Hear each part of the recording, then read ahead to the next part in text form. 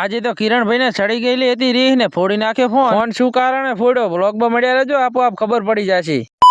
તો રાધે રાધે ભાઈઓ બહેનો, તો કેમ છો બધા? તો સ્વાગત છે તમારું અમારા નવા મિની વ્લોગમાં। હવારના માટ દુકાને બેઠા હતા ને પાછો આવી ગયો ઓર્ડર કે આપણે ઘરે આવેલા છે મહેમાન, તો આપણે મહેમાનને મેલવા જવાના છે। હવે મહેમાનને ઘણા શેટા તો મેલવા નતા જવાના, ખાલી પાટિયા સુધી જ મેલવા જવાના હતા। તો પછી આપણે ગામના પાટિયા પોકી ગયા ને મહેમાનને ઉતારી દીધા બાઇકમાંથી। અહીંયાથી આપણે ઘર તરફ જતા હતા ને આમાં જો ધંધા વાળા તો અત્યારે નીકળી ગયા, અમુક માણસો તો હજુ હુતા હશે હો। અરે કહેના ક્યા ચાહતે હો? તો પછી આપણે મહેમાનને ઉતારીને આવી ગયા પાછા આપણે દુકાને આવ્યા હતા ને લ્યો અત્યારે આળહું માણ હે, હવે પડી કાં ગોઠવ્યા છે। તો પછી 10 વાગી જતા ને આપણે નીકળી ગયા પાછા ખેતર તરફ। બાઇક ઠેઠ ખેતર સુધી તો મેલવા ના આવે, તો આપણે વચ્ચે મેલી દીધું બાઇક ને નીકળી ગયા પાછા આપણે હેડતા અહીંયા। તો પછી આપણે ખેતરે પોકી જતા ને આમાં જો પાપડી ચા બે તૈયાર જ છે આપણા માટે। ધીસ ઇઝ અમારા ઘરના મોટા ડેન્જર હો, કેમ કે ખાલી 50 ગરમ ચા પાણી નાસ્તો કર્યો એમાં તો હજમ કરવા પકડાઈ દીધો બત્તી ને ઝાટકો।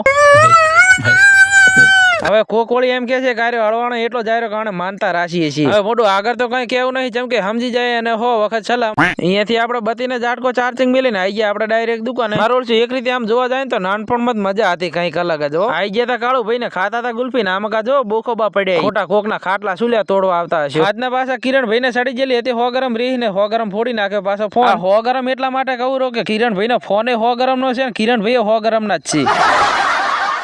અહીંયા જાવ તો સાઈડ માં ને આપણે નીકળી ગયા પાછા ખેતર તરફ। બ્લોગ માં મજા આવી તો લાઈક ફોલો કરતા જાજો।